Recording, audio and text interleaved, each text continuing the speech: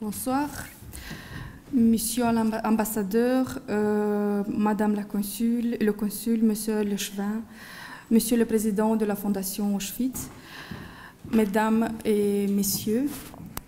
Oui, merci.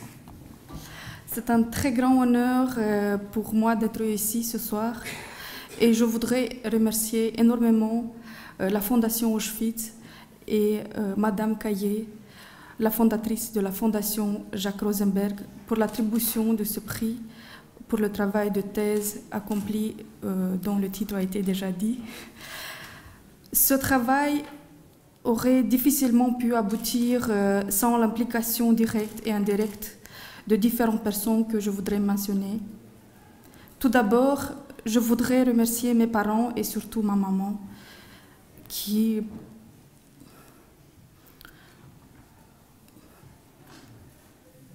m'encourageait beaucoup. Au début de cette aventure qui s'appelle recherche, pour ce travail de thèse, je tiens à remercier aussi Monsieur le professeur Peter Lagroux de l'Université libre de Bruxelles, qui a eu confiance en moi et qui a accepté d'être mon promoteur de thèse sans me connaître, car j'avais fait mes études universitaires en Moldavie et en Roumanie. Un grand merci à mon comité d'accompagnement et notamment, je voudrais dire un énorme merci à Madame la professeure Maria Ménil, qui a consacré beaucoup de temps à lire et à discuter la partie ethnographique de mon travail, étant donné que j'ai à la base une formation d'historienne. Cette thèse n'aurait pas pu aboutir sans le soutien de la Fondation Xenophilia.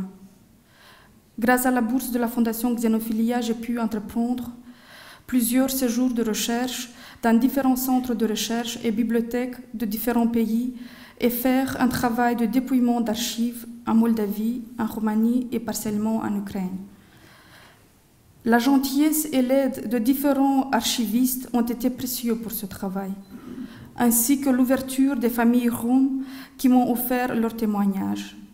Nous savons tous à quel point c'est difficile de parler de vécus qu'on voudrait bien oublier. Mes amis, mes beaux-parents ont été à mes côtés.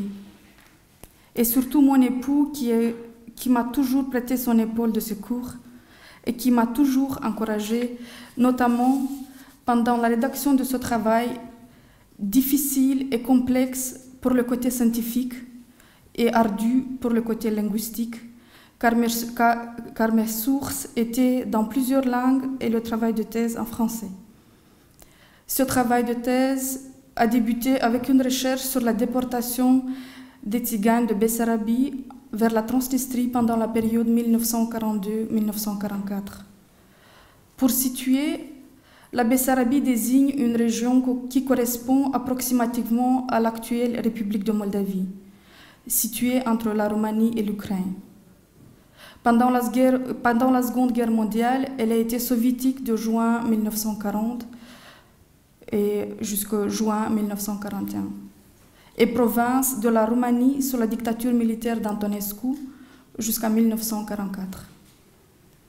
Le dépouillement d'archives et les témoignages sur la déportation des Tziganes de Bessarabie en Transnistrie sous le régime d'Antonescu m'ont amené à un questionnement en amont et en aval.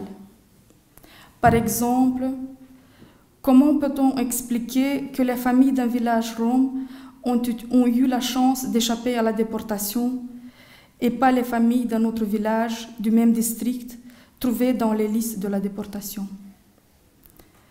Nous n'avons pas toujours de réponses et souvent nous nous contentons d'éléments de réponse. Mais dans le cas de ce village, nous avons un témoignage qui parle de l'histoire d'amour entre une fille du village et le policier en charge des listes de familles tziganes à déporter de ce district.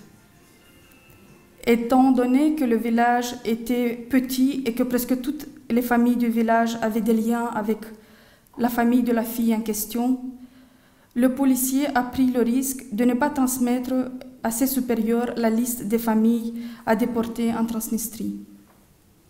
Par contre, pour l'autre village, qui fait l'objet de la déportation, la liste des familles déportées a été dressée par un habitant du village, étant donné que les autorités locales ne disposaient pas des données statistiques complètes sur les familles de ce village.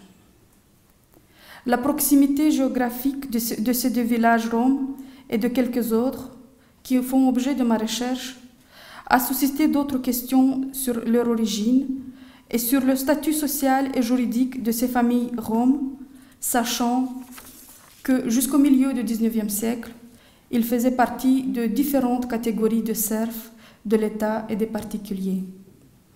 Toutes ces questions et beaucoup d'autres m'ont amené à travailler sur le sujet de la politique des villages tziganes en Bessarabie, sous 3 administrations, tsariste, romain et soviétique.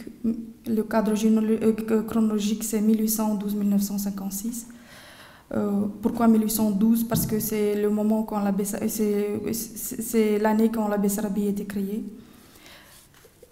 Et donc, ce sujet continue à m'intéresser fortement et je suis d'ailleurs occupée actuellement à rédiger un livre basé sur ce travail de thèse et mes recherches actuelles. Je vous remercie.